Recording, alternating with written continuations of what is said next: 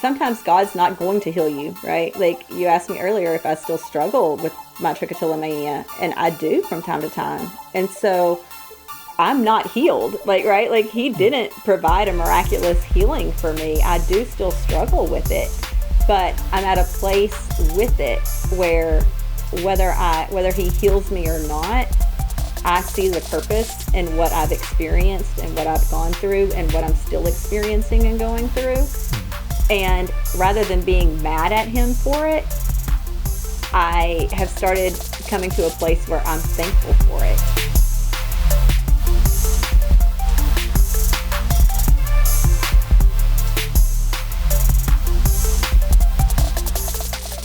Welcome back to another episode of Set Your Talks Ablaze. My name is Andrew Park, and I'm your host. Thank you so much for joining me today. Today, I'm joined with a special guest, and we have a special episode. I'm joined with my sister in Christ, Heather Brooke. She is an author, a counselor, a model. She's starting her ministry to glorify God. So it's just so many different things that she's doing in her life right now, and super excited to just be able to hear her story as well as to share the goodness and the glory of God with everybody here today. So welcome to the show, Heather. How are you doing? I'm great. Thanks for having me, Andrew. Yeah, no problem. Thank you for joining me. So I guess I want to first start with this hair pulling disorder. You're an author of a children's storybook called Where's My Hair? A Trichotillomania Story for Children. I practiced that so many times and I just screwed it up. But essentially, it's a hard word to say. yeah, definitely. But I think it's important to kind of get a basis of what that actually is before we get into your story. So what exactly is trichotillomania? Yeah, so trichotillomania is actually part of my story. Trichotillomania is a part of a group of behaviors that are classified as body-focused repetitive behaviors. And so trichotillomania is a hair pulling disorder where people pull out their hair from their eyebrows, eyelashes, head, other parts of their body sometimes.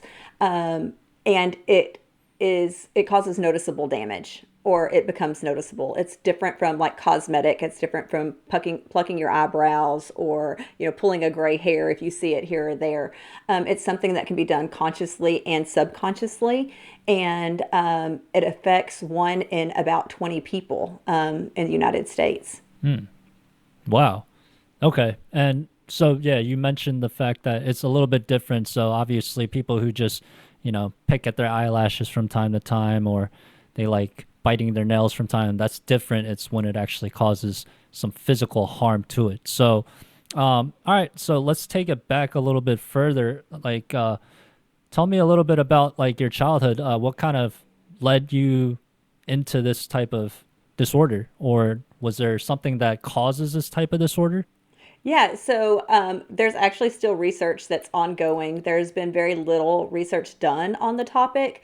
And so I've been part of a couple of research studies in the past few years prior to COVID. A lot of stuff stopped once COVID hit.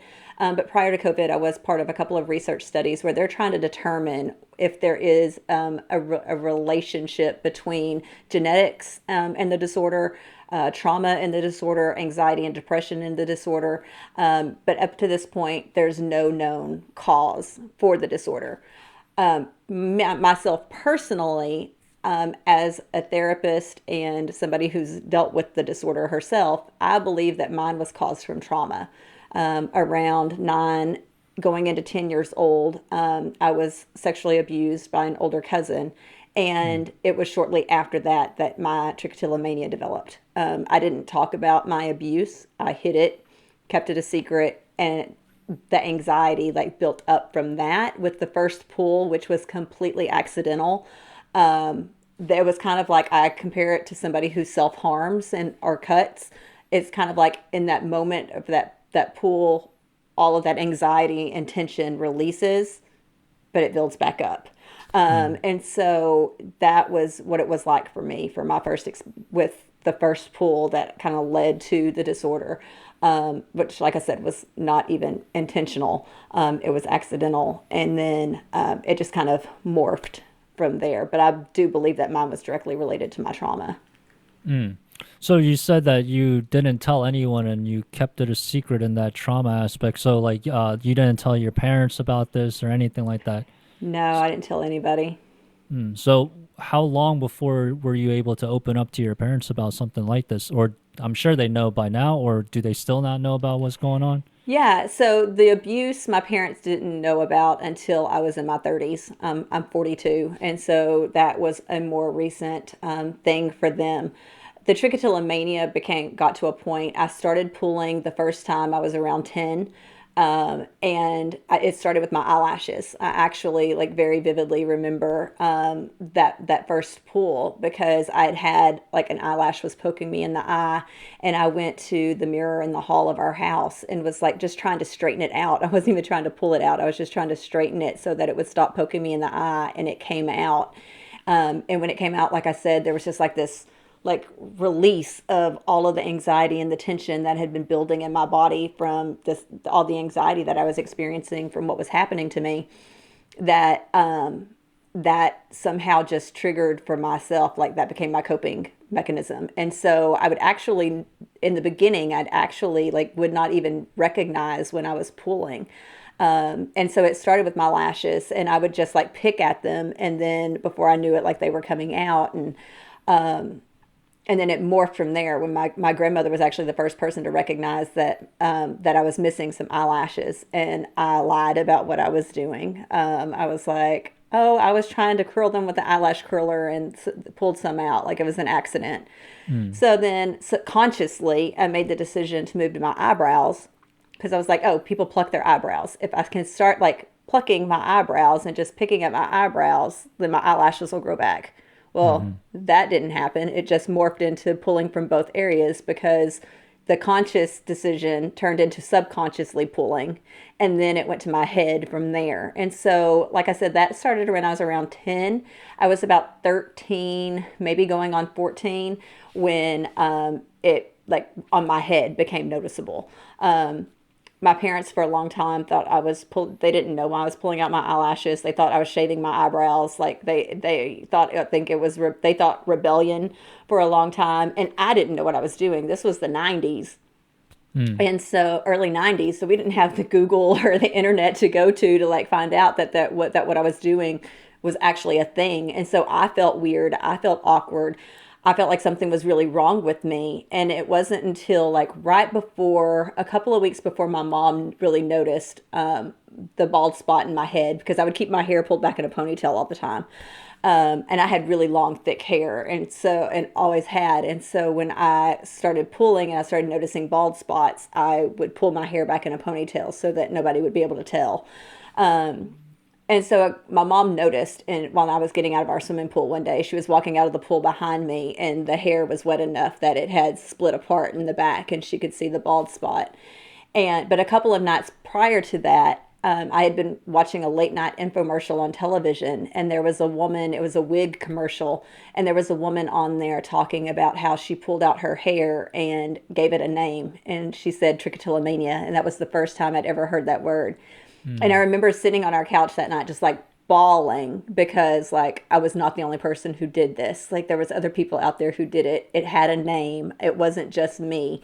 But in that same infomercial, she explained that there was no cure, there was no way of overcoming it that anybody knew of. And so like while I knew it had a name, I felt relief that I wasn't the only person who did it. I also felt a lot of hopelessness in knowing that this might be something that I'd have to live with forever. Mm-hmm. And so it really did it took about three and a half years before it got to the point where my parents knew what was going on. When my mom noticed my hair that day in the pool, that was when I told her, I was like, okay, I think I have this disorder. And she worked for a doctor's office. So then she went to the doctor and she said, she told the doctor, she took me in, and the doctor ended up actually Dr. Cox, who's actually the actual doctor in my book. Mm. He is the doctor that diagnosed me with Okay. trichotillomania. Yeah. So how old were you when you first kind of had an idea of what you were dealing with? So I was about 13 or 14 when we 13 figured or out what the 14. name was. Yeah. Okay, okay. So, all right. So I guess kind of going back even a little bit further, like, did you grow up with a religious background? Like, what was kind of like your childhood growing up and your relationship with your parents, and like, how was your life in general as like a kid, growing up? Yeah, I think prior to the abuse, I had a pretty good upbringing. I was close to my parents. We had a close family. I have a brother who's almost 2 years younger than me. And my parents, we would go on family vacations. My parents coached growing up. My parents coached our sports teams, practiced our sports with us. Was pretty engaged as parents, and so things were pretty good. We didn't go to church often as a family, but I had a great uncle who was very active in his church. And so he would make sure that he took us to vacation Bible school. Sometimes he would take us to Sunday school. And as I got older, I got more active in middle school was really when I kind of on my own decided to get more active in church and in my faith. But up until then, like I would say like we were a normal middle class family. I grew up in Texas. I played every sport imaginable from the time I was like 5 or 6. Excelled in softball. I was a fast pitch softball pitcher up until high school, and but I played all the other sports. My brother played all the other sports, and so we had a really like up until that point we had a really great family. Um, for us, things changed, or for me, things changed. I felt like things changed within our family dynamic when my behavior started because my parents just didn't understand it. Hmm. And how that affect your relationship with them overall? Um, Overall, growing up, it made my relationship with my dad really strained. Sorry. Um, because he didn't understand. Like he didn't understand what I was doing. He thought I was just rebelling. Um, he became it was very controlling. My mom tried to understand, but she was more hands off when it came to like punishments and things like that. So my dad would enforce punishments for my pulling, just because he didn't know, right? Like he was trying whatever he could think of to do. My parents are both really good people. I have good relationships with them now. Um, but just at the time, there wasn't enough mental health awareness. There wasn't enough known about the disorder um, for people to understand like what was going on with me and how to make it stop. Mm. Okay. So I guess, do you think that, and I guess from your counselor background, do you think it was, I mean, you mentioned that there wasn't very much mental health awareness back then, but I, I'm curious, like, why do they, why would it be more of a rebellion to them rather than them thinking like, what do you think it was like some kind of objection to the fact like I don't want my daughter to have something like this type of disorder, so it would be easier to deal with and cope with if she was just doing this on purpose. Yeah, yeah, I think so, right? Because if somebody's doing it on purpose, then you can stop. Hmm. Right. And so and I think that that was the thing. My dad will never admit it, but he's a highly anxious person. And so I think that that probably, when my disorder developed, it did not help his anxiety, and it probably increased his anxiety. And his response was um, out of his own fear and his own anxiety. Okay. Yeah. So are you still struggling with it right now? You said it's not curable, but I mean, you seem to not have any issues with it as far as I Yeah. can tell. No, and actually I do. It is still something that I still struggle with. Not as bad as I used to, or as when I was a kid. It was at its worst probably when I was about a junior in high school, because stress seems to make it, at this point in my life, stress seems to make be the thing that kind of triggers it the most. And so when I was a junior in high school, I had pulled so much that I ended up having to wear a wig because you could see like there was a noticeable difference that, and pulling it back in a ponytail would no longer hide the bald spots. And Mm. so I did have to wear a wig my junior year into my senior year of high school. Um, and so that was, I think that was when it was at its like the worst that it's ever been. Now, as a result of a lot of my connections and everything, I do have eyebrows, but they're blonde. But I do pencil them in, so like it's kind of like a tattoo pencil thing Hmm. that I do with my eyebrows. I wear fake eyelashes whenever I do appearances and things like that because I do still struggle sometimes with my eyelashes. Um, and my hair is, I probably at this point don't need it, but I have really enjoyed the relationship that I've developed with Hair Club. And so I'm a Hair Club member and brand ambassador for Hair Club. In 2017, I competed in the Ms. Woman Colorado United States pageant, and they were one of my sponsors, and I won. And so, being crowned Ms. Woman Colorado United States and competing at nationals, they were a huge support. They sent my stylist out to Florida with me to do my hair in Florida for the national competition. And as a result of all of that, I've been in their commercials, in their current promotional materials that they're using when a new client comes in or a potential client comes in. So I do a lot of work with them, and I've really just enjoyed that collaboration and partnership. And so I continue to be a Hair Club client and go to them for their systems. Okay. So it's a hair treatment type. Is it like to help with like baldness or? Yeah, Oh, yeah. okay. So Okay. it used to be known as Hair Club for men. Now it's just Hair Club. But they treat all kinds of baldness for any reason. So they hereditary, if it is cancer, trichotillomania, alopecia, and they have different treatments. What I do is called Extrans Plus, and so basically, what I'm not wearing my hair down today, but basically, there is a combination of their hair and my hair. So I have like a system that when I would pull, I typically pulled from the sides of my hair.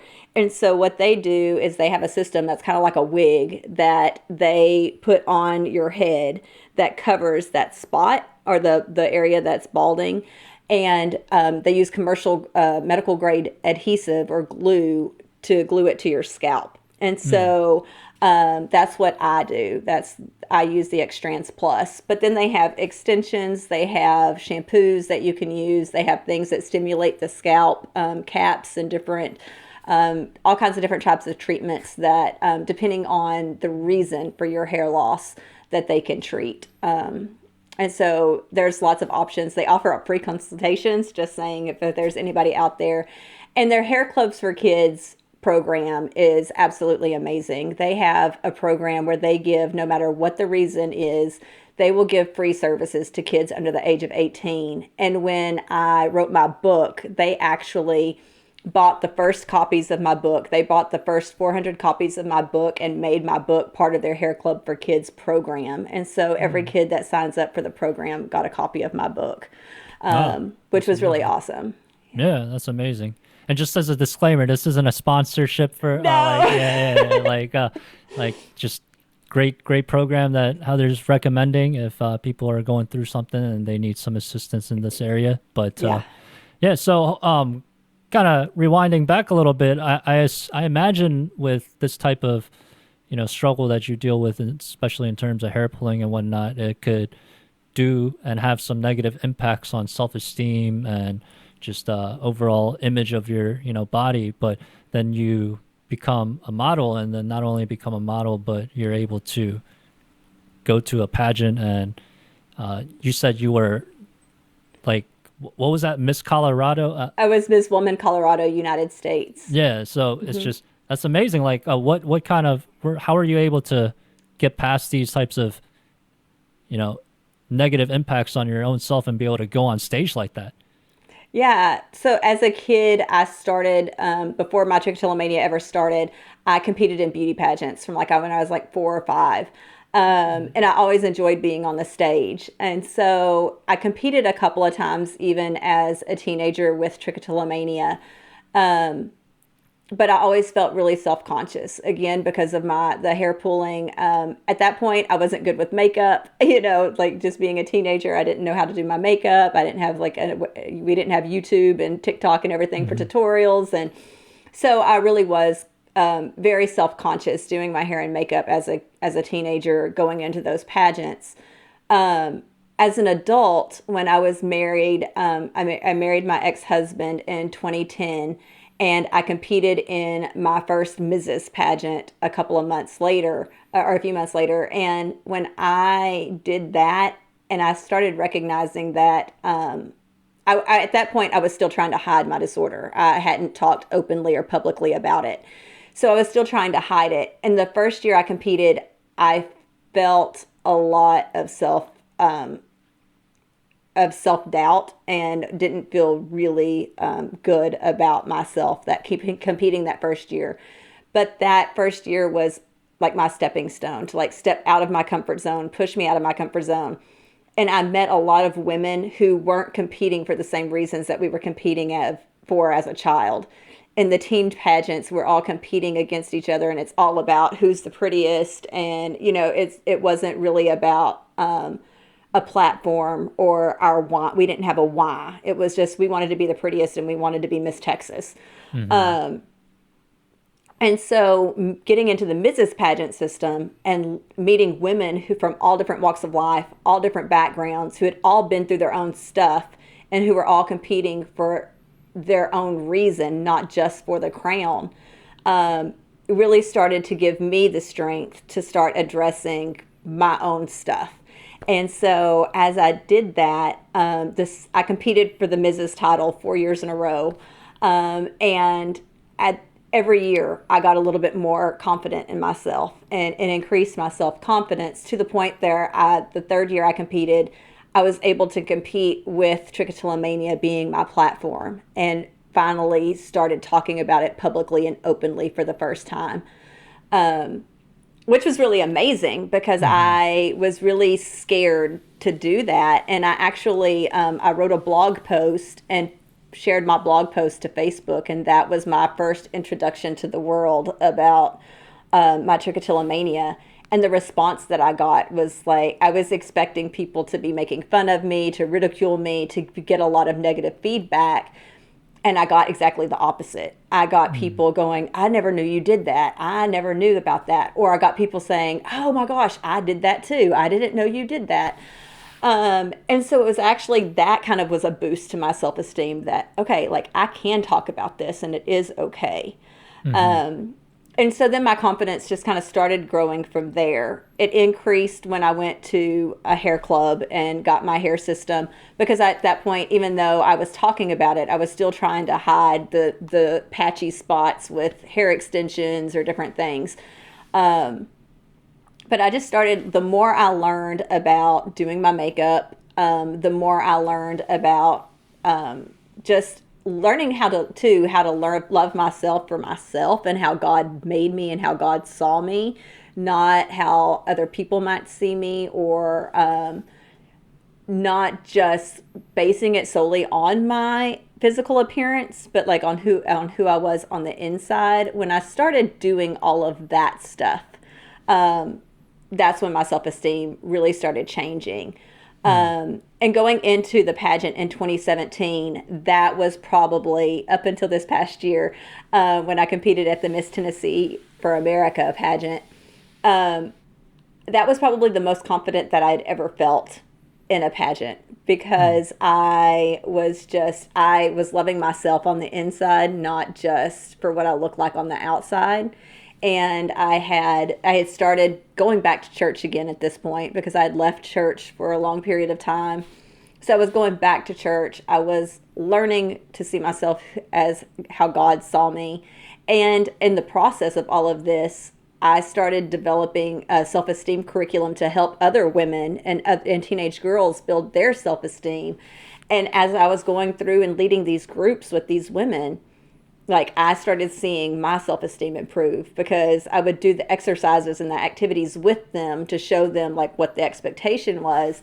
And in that process, like it was just building my self-esteem as well. And so it took years of work. It wasn't just overnight, but it took years of work, and it took really learning to love myself from the inside out instead of the outside, just my physical appearance.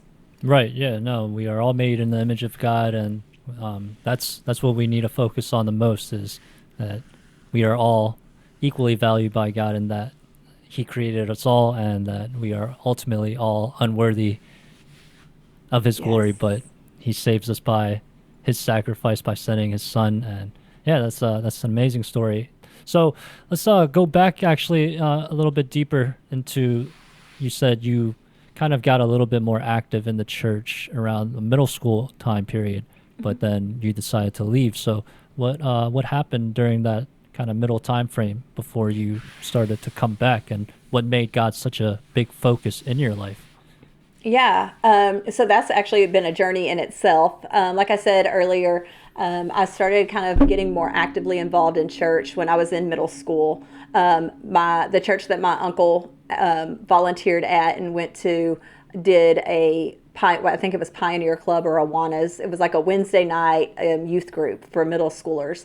And so I started with going there. And I really enjoyed that. So I went there through middle school. When I got into high school, we had a group at our school that met like on Tuesdays at lunch called Lions for the Lord. And so it was kind of a Bible study discipleship group. It was student led, but one of the pastors from one of the local churches would come in, the youth pastor would come in and sit with us and kind of just oversaw it. And so I started to develop a close relationship with him and the people who were in Lions for the Lord, and they kind of all went to the same church. And so I switched churches, started going to the church there, and got very active in the church, in the youth group. I would go to youth group on Wednesday nights. I'd go to church on Sunday mornings, and then Sunday afternoons I would go to youth choir, and then we would have a youth discipleship, and then the youth choir would sing for the Sunday evening service, and then we would all hang out after church.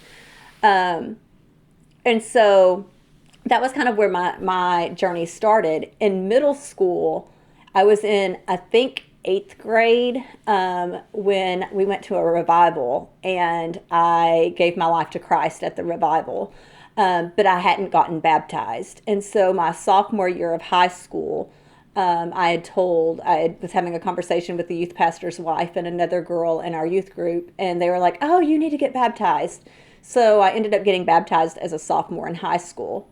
What I didn't realize at the time, though, is that like I was going to church. I was doing the churchy things on Sunday and on Wednesday night, but I was still doing the teenager rebellious stuff during the week. I was going to parties on Friday and Saturday nights. I was drinking. I was smoking. I was doing a lot of things, at points sexually promiscuous with whatever boyfriend I had at the time, and was not living my faith.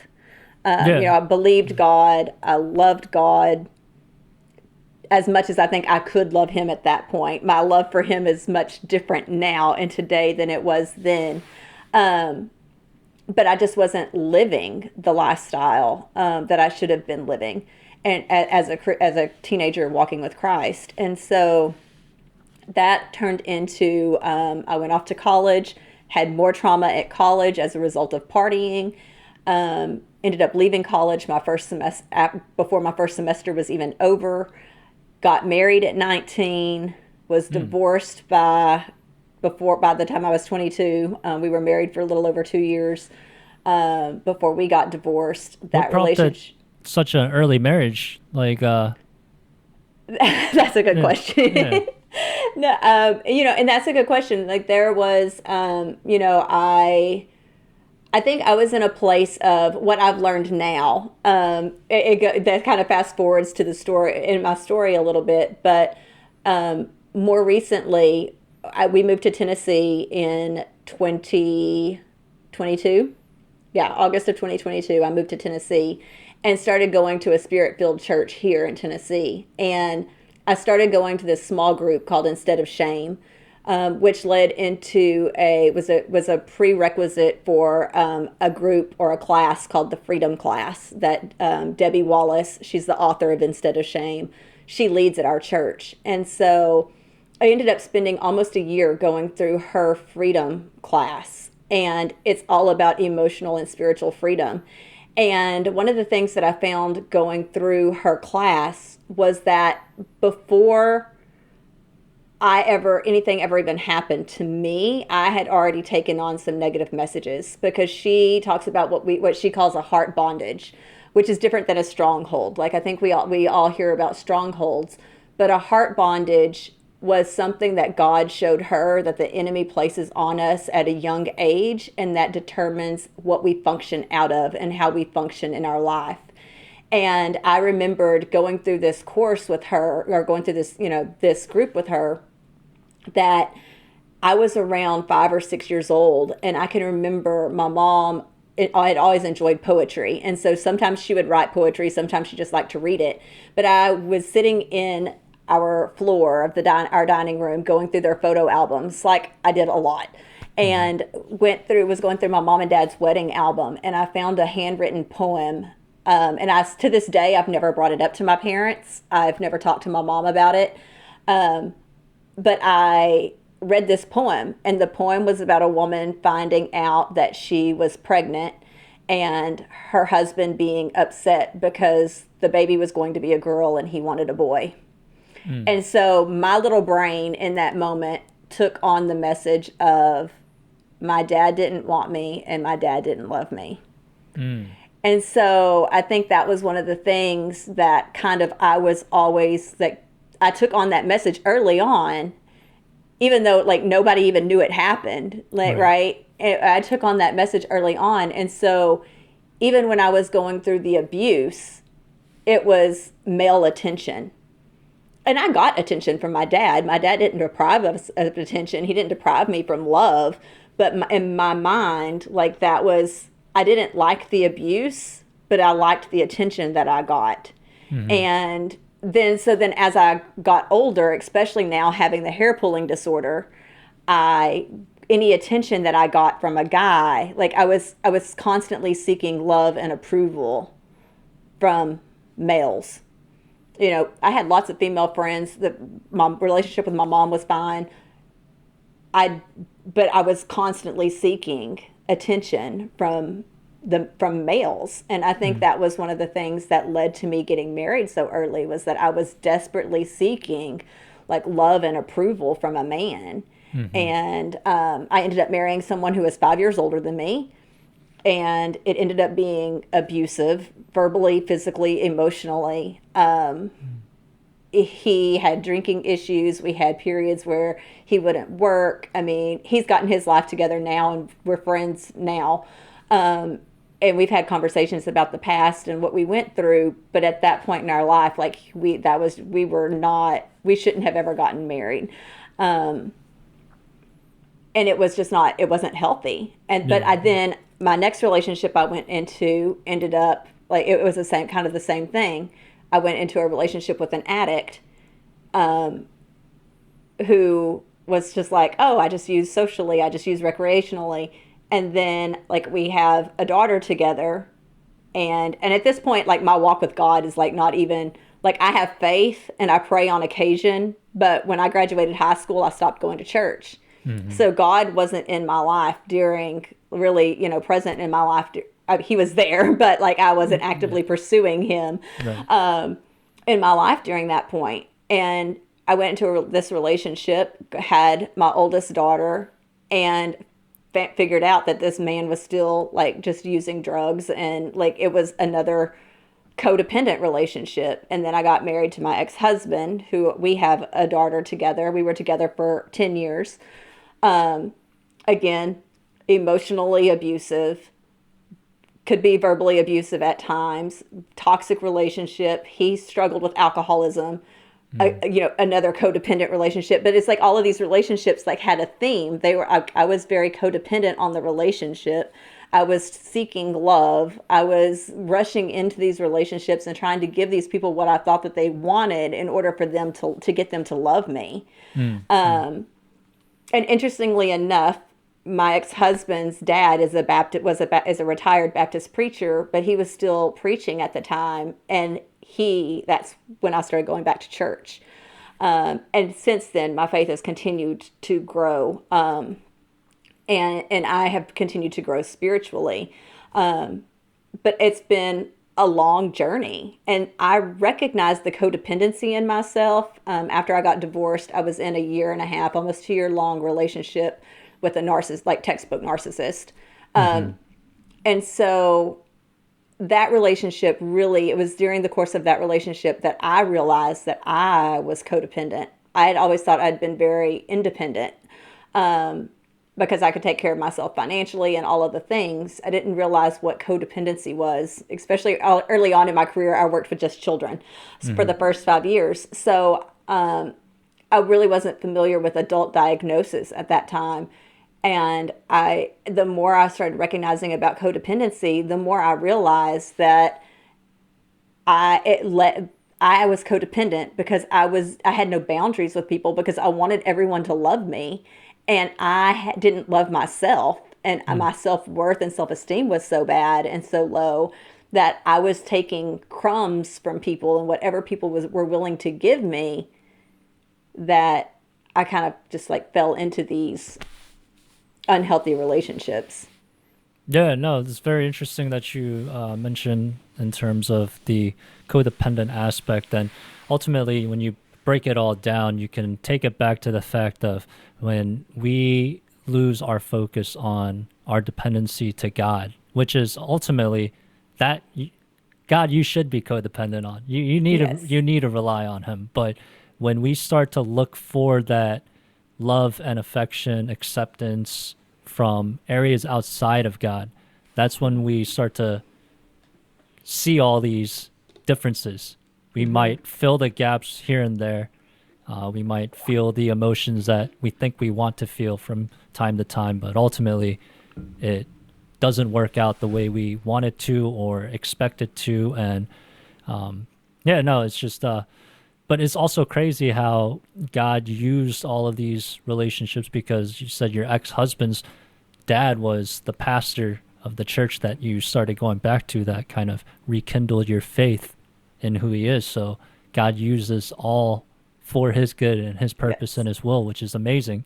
And I just wanted to kind of go back a little bit to make sure we uh, clarified one thing because I think this is a really important thing to understand of, the what you might call a cultural nominal Christian Sunday, Christian or whatever, something along those lines. Like, because even for me, I left the church for about 10 plus years of my life, and I was a very dedicated church member from my childhood to my youth to high school before I left the church. And you can take on all these different aspects of can you lose your salvation? Do you not lose your salvation? But aside from that type of stuff, it's ultimately when we are actually loving God, then we desire to live for Him. And when we are going to church, going through the motions, saying, marking off the checklist of this is what a Christian's supposed to do, like we have to really evaluate ourselves and really look in the mirror. Do I actually have faith in God? Do I trust in God right now? And I think it's a really big reflection that needs to be had. And I encourage anybody who may be going through this time in their life to just truly like reflect, evaluate yourself. It says it's in the scriptures that we have to evaluate our faith, test our faith, because we need to show the fruits of our labor, not because it's something that gives us our salvation. It's by God's grace alone and his sacrifice that we are made righteous and perfect in his eyes. But really, it's that we have that faith and we love God. We delight in his law. We love him for what he's done. Then we are going to show what a Christian is supposed to do. We are going to Yeah. act like what a Christian is supposed to be like. So I just wanted to, kind of accentuate that point because I think it's a really important lesson that can be learned, and a lot of people go through life kind of in this Christian realm or whatever, but they're not actually committing their life to Christ. And we have to commit our life to Christ if we really want to understand what that faith and saving faith is. So yeah, I just wanted to, Yeah. No, I go on think a one little of the segment. biggest prayers that I have learned to pray is show me what needs to change in me. Hmm. Because when you give God permission to show you that and you walk that out, you're going to walk more like him and you're going to look more like him and you're going to draw closer to him. Hmm. And so that's a prayer like be ready when you pray it though, because when you pray to God to show you he needs you to see and what you need to change, he'll show you. And sometimes it's not always pretty and it's not always what you want or what you expect. But if you give your faith, if you have faith in him and you just walk that out, you will draw so much closer to him, and it literally will change who you are and how you show up. Yeah, no, I love that. And I specifically love the part when you say, sometimes just be ready, Yeah. like sometimes when you pray for humility, when you pray for strength, when you pray for patience, like he's not going to just snap his fingers and patience, strength, Yeah. like he's going to give you a lot of opportunities to learn those attributes. And sometimes it may come in a way where it's like, actually, maybe I didn't want this to Yeah. happen, Yeah. you know? It's not always comfortable, Right. right? Yeah. It's not always just like a nice, neat little like present. It's sometimes it comes in chaos, sometimes it comes in struggles. But just trusting God through that process. Right. Yeah. And that leads me to my next question. So you're starting, I guess, a new ministry, and it's called My Pain, His Purpose. And I think obviously, if anybody's been listening to your story, it kind of makes sense the title or the theme of it. So, what actually kind of led you to want to start this ministry? Yeah. So there's been a couple of different things. The first thing was like I published my book in 2018. And then last year, I was nominated for the Inspire You Network's Children's Author of 2023. And I won the award for my book. And so it was during my speech that, like, my acceptance speech, that I felt like I really understood at that moment, like what God was doing. And like, I didn't have a speech prepared. I wasn't expecting to win. And when I was giving my speech, it came out like God gave my pain purpose. And that kind of just kept sticking with me. And then I had my pastor at our church prophesied over me, and he was like, God wants you to know that you have a purpose. And so for a few weeks in a row, like purpose began, like there was this word that was being spoken over me, and clients were speaking it to me. I was getting it from the pastor. I got it from, it showed up in my acceptance speech. And that was kind of like when I realized, about the same time I got named Miss West Tennessee for America 2024, and we needed a platform. And my platform, I decided, would be how God gave my pain purpose. And so I started speaking to groups and at schools on the things that I had been through, specifically more my trichotillomania, not the abuse or the relationship aspect of things, but started speaking on that. And so that was kind of just where my pain, his purpose came from. Like, yeah, it's my pain, it's been my struggle, but he had purpose for it, and he has given that purpose, and everything that I've been through purpose, even the relationship stuff, he's given purpose. And so that was kind of where the idea for the name came from. Mm. And I've always felt, even when I was in school, I always felt like I would have at some point some sort of a ministry, and I didn't know what that would look like. And as a therapist, I have recognized that there's a huge need for people to be able to get free or affordable therapy sessions.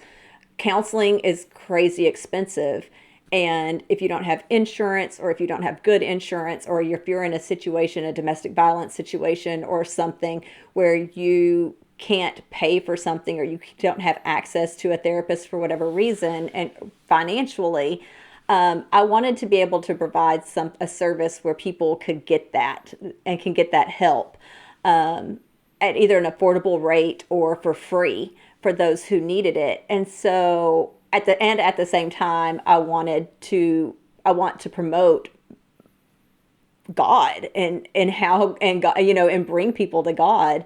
And so the one thing that I decided, like, that I would make this ministry twofold. And I want to, like I said, it's brand new. I just founded the business in January, the nonprofit actually this week. But I want to hold seminars in churches and communities where people can come and talk about what they've experienced and how God has given their experiences purpose, so that we can encourage and inspire others to do two things: to pursue their purpose and to draw closer to God. And I want it to be a conference where God is given the glory and the honor and the praise that He deserves for getting us to where we are, Mm-hmm. and while at the same time bringing others closer to Him. And so I want to do that, and that be how we raise money to pay for mental health services for people who can't afford it, or who need low cost services for whatever reason. Yeah, no, that's amazing, and I think that's a beautiful way to, especially because I think mental health is such a stigma within the Christian communities in a lot of ways, or faith, that while I think that there are certain things that you do need to go to God for in terms of spiritual healing, but there are a lot of things where it really is a mental health issue that needs some sort of psychological or psychiatric assistance. But when you have the understanding that you're not relying on these doctors, you're not relying on these counselors, that God puts people in your life to assist you with the things that you need to be assisted with. But it's really about ultimately putting your faith in God, but then being able to use the resources available to you in the world that we're living in. And I think it's really great that you're providing these types of opportunities, and I'm excited to see where this ministry goes. And I think really it's just a great opportunity for people to know that, like, yes, there is a purpose through any of the suffering that we go through in life, through any of the pain that we go through in life. Like, God will use that for good, for His will, for His purpose. And like in the story of Joseph, and I encourage anybody to read that story of Joseph, like, look at his life, what he goes through. But at the very end of that story, when his brothers, when he's the prime minister of Egypt after he's sold into slavery by his own brothers, they come up to him and they're desperate. And he has every reason to cast them away and to rebuke them and to say, I don't want anything to do with you. But instead he looks to his brothers and he says, what you meant for evil, God meant for good. So I think this is a testament to God using any situation in life. And I also want to make sure, you don't have to go through suffering to understand God's Right. purpose, but if you are going through it, like, trust in God, walk through it and let Him guide you. Like, we make our own plans, we make our own paths, but the Lord directs our steps. So trust that He'll direct our steps. And I think it's something that once you realize how reliable God really is in the end, life just becomes so much easier to deal with, and you can, kind of just Yeah. have a better understanding. So that's a beautiful story. And Yeah. Well, and God is so good. Like he really is. Like, and we don't see it, right? Like, hindsight's 2020.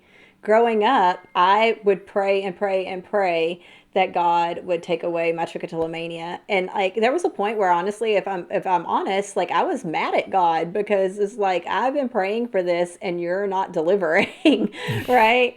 And then, but when I wrote my book in 2018, it was actually inspired by one of my clients. I had a client who came in she was on the autism spectrum. She's like 14 years old, nonverbal, so she couldn't talk to me. And one of the things that I had learned with kids is like reading books to them helps them to understand that they're not alone. Mm-hmm. And so I had went to looking for a book to read to this little girl, and I couldn't find anything for kids. And so there was stuff for therapists, stuff for parents, stuff for adults, but nothing specifically for kids. So I sat down and literally in 10 minutes wrote my book loosely using my own personal story. And then I sent my book to my mom, and my mom drew the illustrations for the book. And Mm. so it ended up being a project that me and my mom got to work on together.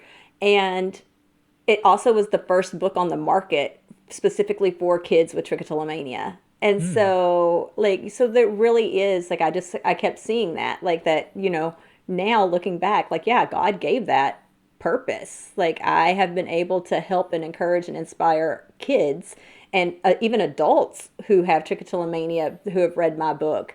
In addition to all of the stuff that I've been in with all the relationships and the codependency and the dealing with being in a narcissistic relationship, God has been able to, He's given all of that purpose too. In my practice, I work with people who have gone through narcissistic abuse, who are codependent, and I'm able to help them break through those barriers that they're dealing with in a way that other therapists who haven't had to go through it themselves can't. Like Mm. they're going off of what they've read in a book or been taught by someone else, and I can work with them through experience. Yeah. Yeah. And it completely changes the dynamic of the therapeutic relationship when you've been through something that your client's going through. Yeah, no, absolutely. I mean, even in terms of, alcohol addiction, drug addiction, granted, I think some people are in that profession still for false reasons, but you can relate the most to another drug Mm-hmm. addict. You can relate the most to another alcoholic in terms of how to kind of get through some of the hard times because, you talk to somebody who's never drank a sip of alcohol in their life and they're trying to tell you how to deal with your alcohol addiction. It's just like you Yeah.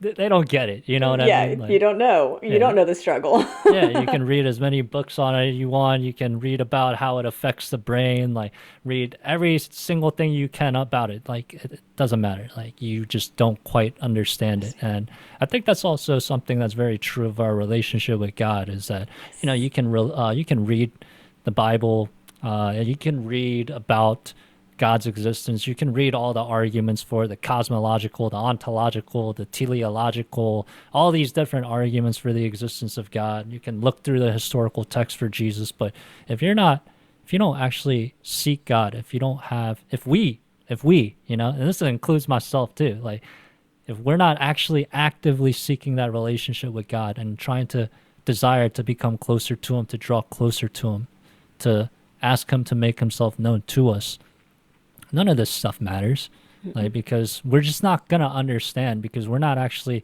feeling God's love because we haven't asked Him to reveal Himself in that manner. And not saying that you have to have this sort of God reveal yourself to me, come into my heart type, whatever. Sometimes God just reveals Himself without your permission, and Yeah.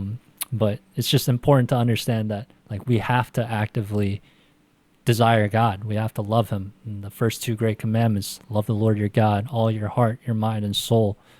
Love your neighbor as yourself. And going back to your story with how you were looking for love outside of God, and you were looking to your relationships, and you were looking to all of these different aspects of your life, and ultimately, in a sense, we create idols of things that are outside of God.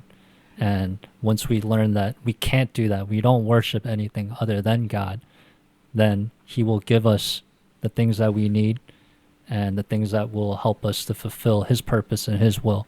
Not saying that you're going to, get rich. Not saying that you're going to, if you're dealing with a sickness, that He'll just automatically heal you or anything like that. And I think it's a testament to your story with how, yes, you might have been angry with the fact that He wasn't taking it away, but He was able to use that to, bring awareness to a lot of people and reach people and help kids with this type of disorder and allow them to deal with something a little bit better, and through your counseling and all that stuff. So I think it's amazing how God has, used you for his purpose and his will. And I'm just really excited to see what more he has in plan for you. Yeah. Yeah, thank you. And I think like you just made a good point too. Of sometimes God's not going to heal you, right? Like you asked me earlier if I still struggle with my trichotillomania, and I do from time to time. And so I'm not healed, like, right? Like he didn't provide a miraculous healing for me. I do still struggle with it, but I'm at a place with it where whether he heals me or not, I see the purpose in what I've experienced and what I've gone through and what I'm still experiencing and going through. Mm-hmm. And rather than being mad at him for it, I have started coming to a place where I'm thankful for it. And if he chooses at some point to heal me, great.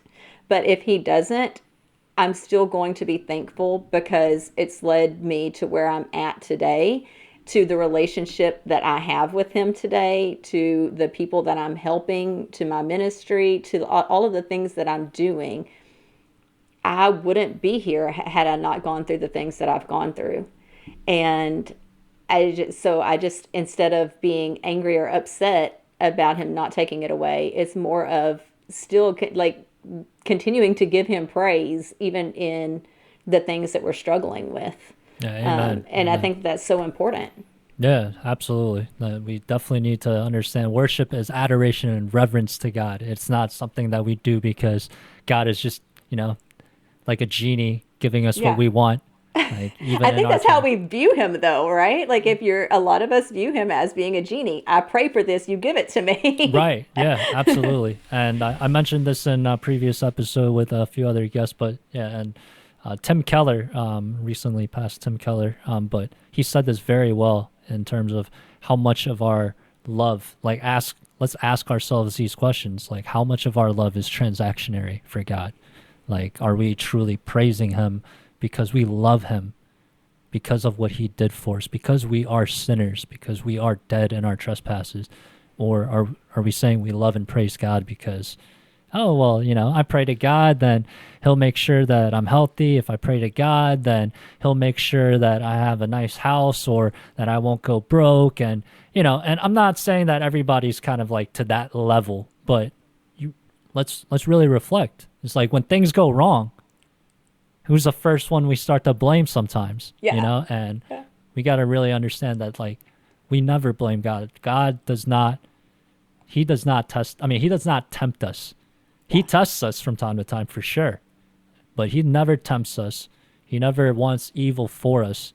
However, we want to describe the process of how he might allow evil to and suffering to happen in our lives to ultimately bring forth his greater design and purpose. That's something that I struggle with from time to time, but it's not something that I need to understand, nor do I think we need to harp on. Like, maybe to a certain degree in intellectual conversations that might be useful when it comes to evangelizing or spreading the word, being able to have some sort of refutation for that type of thing. But ultimately, like, we don't need to try to understand God. No, no, and we're never going to, right? Like, there's just that reality of like he is so magnificent that we're never going to understand everything, and it's just like I think that's why they say have faith, the faith of a child, right, or childlike faith. That's just trusting, like giving your life to God and trusting God. But I think too, one of the things that we, like you said, like I think a lot of times when we pray, we're praying for things. We're praying for God to protect us, for God to heal us, for God to give us something. We pray for things. And the huge thing that I've learned in the last year and a half, 2 years in my life and that's grown my relationship with Christ is prayer doesn't have to be a one time a day thing. It doesn't have to be a long thing, right? Like you don't have to spend an hour praying in the morning or an hour praying at night. Like if that's what you want to do and that's what you've got time to do that, that's great. But the reality is God just wants a relationship, an ongoing relationship with us. He wants us to be his best friend. Hmm. He wants us to be the person that we go to when we need something, but he also just wants us to talk to him throughout the day like we would our best friend. And so the thing that I've gotten into the habit of doing is, we all like to I've gotten into the point of sometimes when we are in trouble, we'll either go to God. That's when we go to God. We don't pray, or we don't do the things when we don't need him. We wait till we need him to go to him. And then we kind of act like, expect him to be like the genie and fix whatever it is that's going on. Or bad things happen to us. And like you said, we get angry at him and blame it on him. The reality is, yeah, God wants us to come to him when things go wrong. And it's come to the point where he is the first place that I go when things start going wrong. Instead of going to my friend or going to this person or that person, I take it to God first. Hmm. But I'm also taking things to God when things are good, right? And it's not just taking things to God, it's thanking God and praising God during the good times, and then praising him too, even when I'm asking him for things in the bad times, giving him that praise and that worship. But it's also maintaining a conversation with him throughout the day. And that conversation doesn't have to be a long conversation. That conversation can sometimes be as simple as, like, I see a rainbow and I'm like, "Oh, thank you, God." Or I Hmm. see the fireflies outside in my yard and I'm like, thank you, God. Hmm. Like, that is conversation, right? Like, it's praising him, it's giving him glory, it's giving him honor. And the more that we do that, and the more that we start to practice giving that worship and giving that praise and adoration, the closer it's going to draw us to him.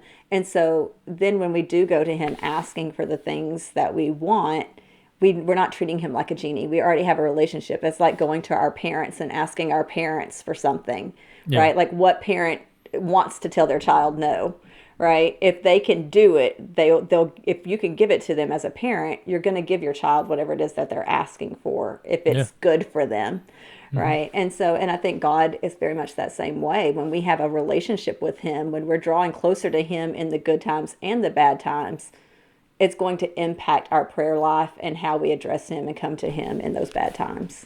Yeah, absolutely. And just to kind of accentuate the fact of God answers all of our prayers, regardless of whether we think that he's answering them or not. And it's either yes or Or no. no. Or Exactly. sometimes maybe just hold on, maybe like this isn't the time yet for you to, but God answers every single one of our prayers. And that's my biggest one. Patience. Sometimes God wants to give you things, but you have to be patient. And that's something I've really struggled with. Like with my codependency, I needed to be in control of things. I Mhm. wanted to be in control. I wanted to have the timeline. And that's part of codependency, is trying to control not just yourself, but other people and other circumstances. And like, I have really learned that, like, you have to be patient. God's time is not your time. And Yeah. so when you try to rush things that God has, God can give you the word, God can give you the idea, whatever it is. But if you try to rush it outside of his timing, because we're doing it in our timing or we're doing it in ourself, we're going to screw it up. We're going to mess it up. Yeah. Absolutely. But when it's in God's time, there won't be the chaos, there won't be the confusion. Yeah. Yeah. We don't lean on our own understanding. We lean on God for all wisdom. Fear of the Lord is the beginning to all wisdom.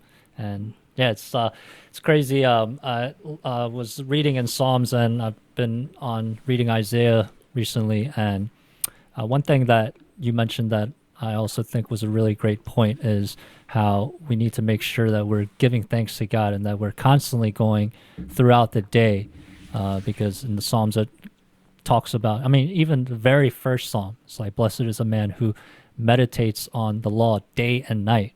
So it's not just you do this one time prayer. Although, I mean, I'll call myself out right now. It's like sometimes that's all I do. I forget that when I come back before I go to bed, like through all the different things that have happened throughout the day with work, just get tired, get busy, and then you forget. You forget that oh wait, like I should be continuing to draw closer to God in this circumstance, but also not in some legalistic way because you want to. That should be a desire for you.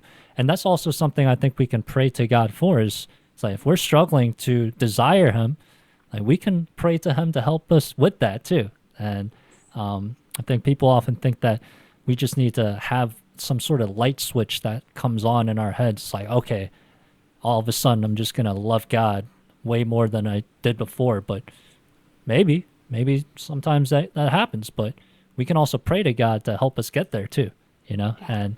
And the best sacrifice to God, and God says this through Isaiah, the prophet, is that he doesn't care about the bull offering, the ram offering. I mean, granted that this is a new covenant after Jesus came, we no longer have to do any of that stuff anyway, but like this is from the Old Testament time period. Like God's saying, like, I don't want any of that. I don't care about any of that because the intention behind those sacrifices are not pure. So those sacrifices are useless to me. And the way that he wants us to sacrifice is by gratitude, by pure intent, by the fact that we truly love him.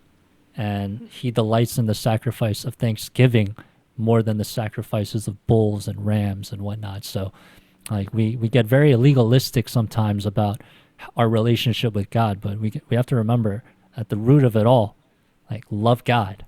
And I think that's the biggest point we need to like focus on when we share the message of Christ. Yeah, definitely. I think something our pastor says is that religion is rules and Christianity is relationship. Right. And so, and I love that because that's exactly what it is. Like so many of us, especially when you look at denominations, it's all about the rules. But the reality is, as a Christian, it's not so much as about the rules as it is about that relationship that each individual has with God and with Christ. And that looks different for each and every person. And so like, I really love that. Like when people start asking about denominations or what religion are you, it's like, I'm a Christian. I'm a follower of Christ. Like that's what it is. It's like, it doesn't matter if you're Baptist or Methodist or whatever. The reality is that you can be whatever religion and you can be following the rules and not have a relationship with Christ. And to be a Christian, you have to have that relationship with Christ. And that's all about prayer. Yeah, absolutely. And obviously there are a few non-negotiables regardless of what denomination you're from.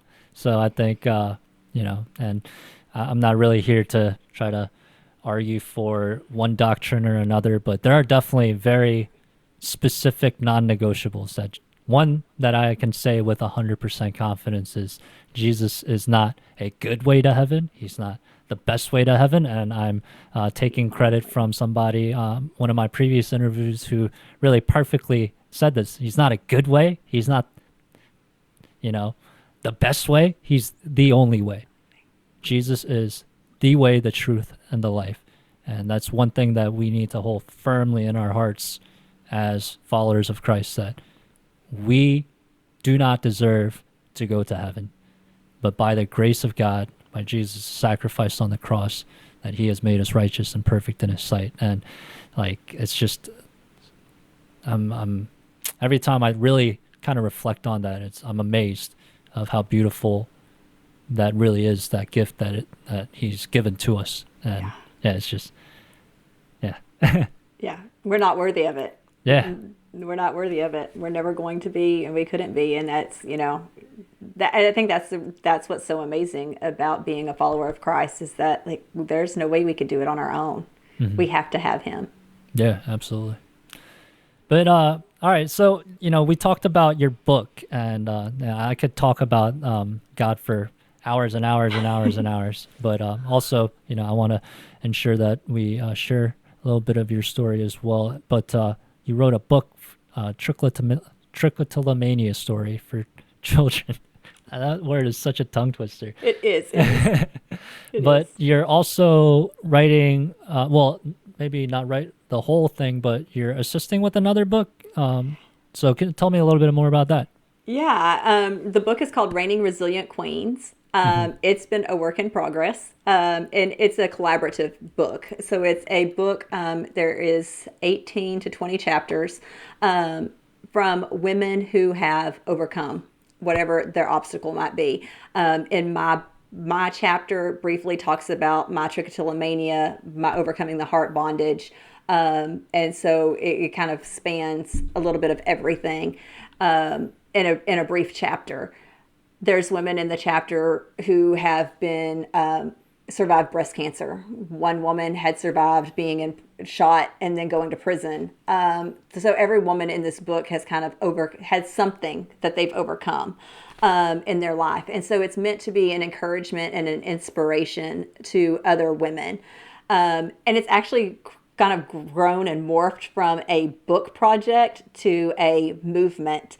We already have women waiting to be in the second book. There's going to be a second book. There's going to be a Reigning Resilient Kings book for men. I am on the leadership team for the book project, and for the we have a merch line now that is getting ready to launch this weekend, and so it's become a much larger thing than we actually originally expected. And at the end of each chapter, with me being a therapist, Genesis, who created this project, she asked me if I would write a therapeutic summary for each chapter. So I've gone through every woman's chapter and written a brief summary about what they might have experienced from a mental health or a spiritual health standpoint. Hmm. The interesting thing was that this book was never intended to be a Christian book. It was just supposed to be a book for that's meant to encourage and empower and inspire other women. Hmm. Nearly every single book or chapter in this first book has had glory and honor given to God, Mm. which is, as I was reading the book, was so amazed. Like I wasn't Yeah. expecting that from the chapters. Yeah. And so it has, like, that has made me so happy that, like, even in this project, which wasn't supposed to be or ever intended to be a faith based project, that there are so many women, even in this project, that are giving honor and glory to God for pulling them out of the stuff that they've gone from. You know, whether it was recovering from being shot, from my story, losing a child, surviving breast cancer, like whatever it has been, God was part of the story for the Mm. majority of the women in the book. And that has just been like, that was amazing to me when I saw that. And I was reading the chapters because that was a pleasant surprise because I wasn't expecting that at all from this project.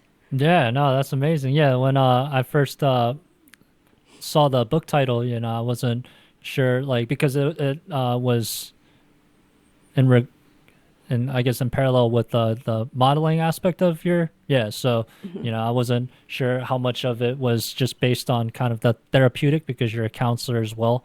And but that's amazing to hear, like how God will still use all of this, in the end for it, and that's amazing. And Yeah. so did have a question. We didn't get too much into your counseling background. So, what made you want to get into counseling? Yeah, I was really, I played with a lot of different things trying to figure out what I wanted to be and do with my life. I started out with broadcast journalism. Quickly decided that there's too many people interested in that, not enough jobs in that market. So I quit that. I tried nursing, got into nursing school, did my first semester of anatomy and physiology, and was like, nope, this isn't for me. And so I really kind of just played around with things for a little while, and then started taking psychology classes. And I really started excelling in psychology, and that became something that I really found a passion for and really an interest in. And then thinking about a career, what was I going to do with a psychology background? I really kind of just started thinking about what I needed growing up and what I wish I had had. And growing up in a small town in Central Texas in the 90s where there was no therapist, we drove an hour to take me to a psychiatrist right after Mm. my diagnosis. Um, And so, and then knowing what, like the psychiatrist was just trying to treat the symptoms. Like there was no, let's get to the bottom of this. Why did this start? It's just like, let's just treat the symptoms, put a Band-Aid all over it instead of getting to the root cause. And so I really just kind of started thinking about like, what could I do with a psychology degree and how could I help people? Like that's always been something like I've been passionate about, is helping people. And that was kind of where counseling came in for me. And just so I kind of using my own personal, what I could have used as a child, and growing up, and even as an adult, what I could have used, is kind of what led me to deciding to want to help other people in that way. Okay, that's awesome. And I'm actually curious. I think it's very important to understand the root cause, and obviously, putting a band-aid on an open wound that's not going to heal by itself will do nothing for the actual damage that's done to the person. But at the same time, one thing I do wonder is, like, are there times, and I guess I'm asking for your professional opinion. Like, are there times when we might focus a little too much on the circumstances that cause the action itself? Like, for instance, when it comes to kind of addiction and certain things that might lead to like criminal lifestyles in some respects. I'm not, so it's not really more so on like kind of just depression, anxiety, and stuff like that, but more towards kind of people who struggle with like the drug use, addiction to drugs, and going into like these criminal activities. And do you think that sometimes like focusing a little too much on what happened in their childhood, what might have caused them to go into this lifestyle, takes away some accountability for the actions that are being taken? Or like, do you think that there needs to be a good balance between it? Like, I'm just curious because I think sometimes we might give a little too much credit on what happened in your life that made you like this, rather than you made the decision to do this. And you have to understand that ultimately you have to look in the mirror and face the consequences of your actions, and then want to change. While there may be contributing factors, but you can't blame those contributing factors. So I don't know. I'm not a psychiatrist. I'm not a counselor or anything. There's just kind of stuff that I've thought about, talked to some other people about. So I just wanted your opinion. Yeah. Yeah, I think my personal and professional opinion is that we always all have a choice, right? We don't get to choose what happens to us. What happens to us is a part of our facts. But what we do get a choice in is what we do with it and how we go forward. So I do think that it's important to understand where something came from, because if we need to process through that, we need to talk about that, we need to deal with that. We need to deal with the things that come up from that. If we have trauma and it's resulted in anxiety or whatever that is, like, we need to address the trauma, we need to process through it, we need to talk about it, we need to learn skills and tools to manage the anxiety. But we also have a choice. We have a choice to say, like, okay, I want to get better and I'm going to do what I need to do to get better, or I don't want to. And it becomes like what you're talking about with alcoholism, with addiction, with criminal recidivism. You have a choice. You don't have to engage in those things. Like, you can choose to continue to engage in them, or you can choose to not do it. We always have a choice, one way or the other. And every choice has positive and negative consequences.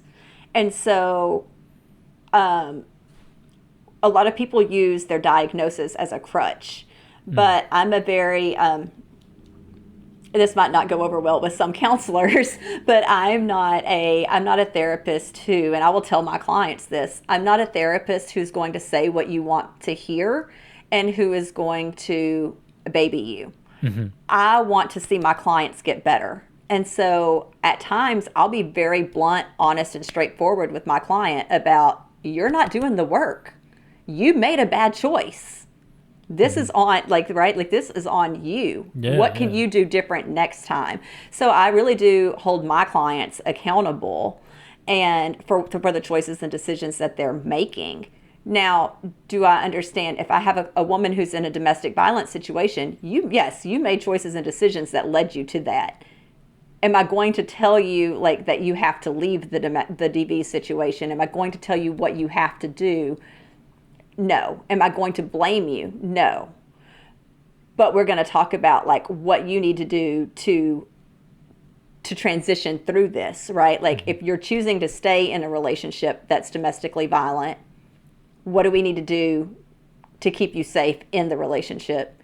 And if you want to leave, what do we do to keep you safe when you leave the relationship? Right. You have a choice about what you're going to do, and then there's choices within that. And so if you're choosing to continue to engage in criminal behavior, you're choosing the consequence that comes with that when you get caught. Right? Like it's not your mental health issues probably, it's not all on that. We do have a choice. I think there are people who would argue that things like schizophrenia and some personality disorders that might be a little bit different. And that is a completely different scenario than somebody who's going and robbing a liquor store or, going and shoplifting at Walmart. Those are completely different scenarios. But for the most part, I would definitely say we have a choice and you have a choice. You get to choose to do something different or to stay the same. And a lot of people don't choose to do something different because it requires work. And a lot of people don't want to put in the work. Yeah. Yeah. No, I love how you broke that down. That's really well put. And for anybody, like if you're struggling with something, like we can change. We all can change. You can change. I can change. All of us can change. We just need to make a decision. And the best way to do that is take it to God, and, in terms of like your counseling, obviously I don't know, not obviously, but but I don't know how much there is like an incorporation of like the spiritual aspect of, because I think going back to the earlier parts of our conversation, and I think we can wrap up after this, but it's like how much does your relationship with God influence the way you kind of counsel people and go through those therapy sessions? And some people might not be receptive to the word, so it's obviously not something that you're trying to be like, you need God for, in order to, but being able to incorporate the lifestyle that Christ asks us to live by following a Christ-like image, by, living a Christ-driven life. How does that help you, or are there benefits to that aspect in therapy and counseling, or are there disadvantages in terms of how people might, think that they don't want to have to adhere to anything that transcends them in order to, get better? Like, just wanted to know if there are any of those elements in your practice. Yeah, for clients who want it, I definitely bring the Christian aspect into practice. I've had clients who I've prayed with. I've had clients who I will read scriptures with or give scriptures to, who I recommend faith-based books to. And we can definitely incorporate that into sessions. And I do that for the clients who want it. For the clients who believe in something but not 100% sure what that is that they believe in, when it does present itself, I do bring up the possibility of God and what that would look like for them. And then for other clients, the clients who aren't believers, the clients who, don't want to incorporate that into their sessions, I definitely don't bring that into their sessions. But there are times where I'll just be praying for them. Like they might say something where I'm like, recognize like they need God, this is spiritual warfare or something like that, where there is something more going on for them.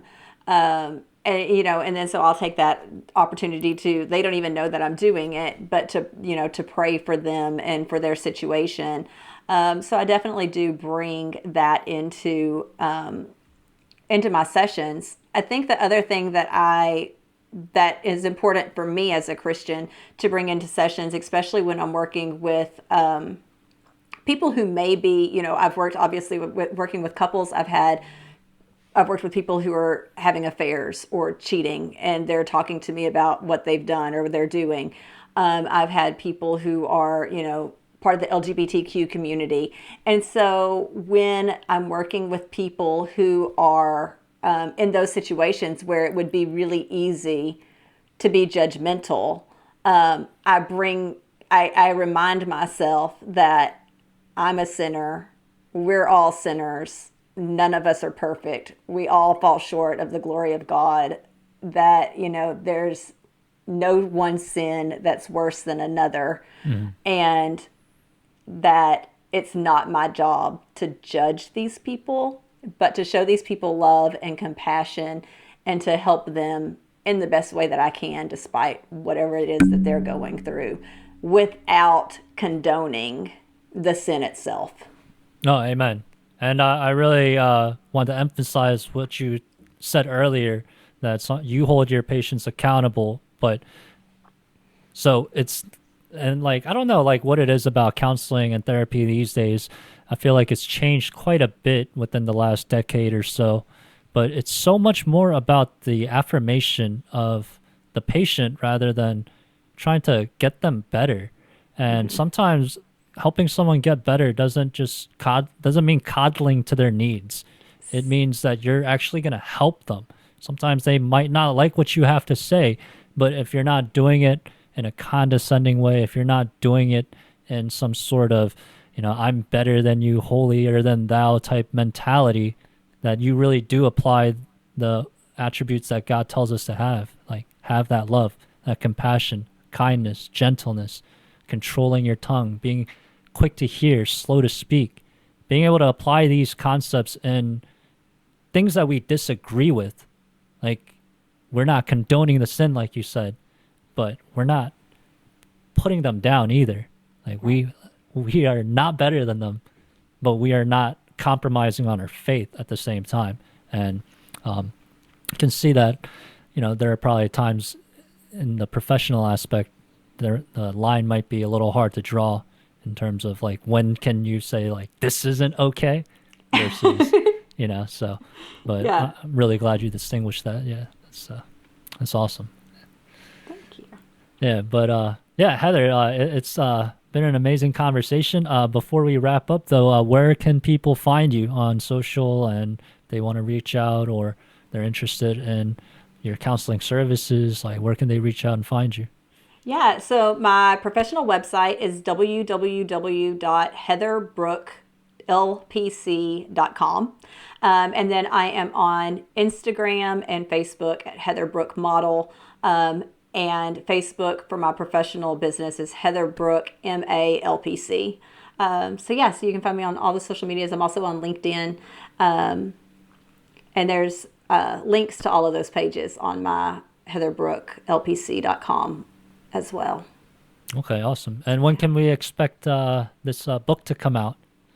We are wrapping up, getting ready to wrap up editing and getting ready to publish hopefully by the end of next month. So we're hoping by the beginning of the fall that we'll have this new book released. Okay, awesome. And our merchandise goes live this weekend. So reigningresilientqueens.com. Okay, awesome. Yeah, and to the listener, thank you so much. You're still with us for joining, supporting the podcast, and just hearing her story. And to anybody who wants to learn more about trichotillomania, I'm sure her book has a lot to do with that subject, so make sure you check her out. I'll post her links in the description. And once again, Heather, thank you so much for joining me today. It's been a pleasure. Thanks so much for having me. I've enjoyed being with you.